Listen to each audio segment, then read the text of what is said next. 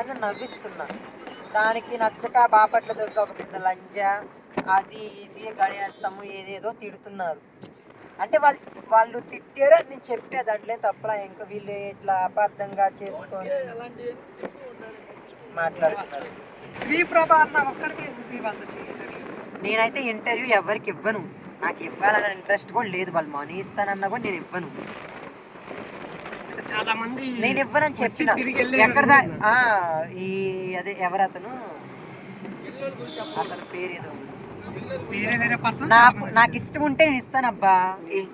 అది నా లైఫ్, నా ఇష్టం. నా నుంచి వచ్చారంట, వాళ్ళకి ఇంటర్వ్యూ ఇవ్వలేదు, కొత్త బాలిపా నీకు రీల్స్ ఎందుకు, నువ్వు ఒక ఇదా అదే అని అంటున్నారు. ఫస్ట్ నీ కొత్త నువ్వు చూసుకుంటావు, ఓకేనా?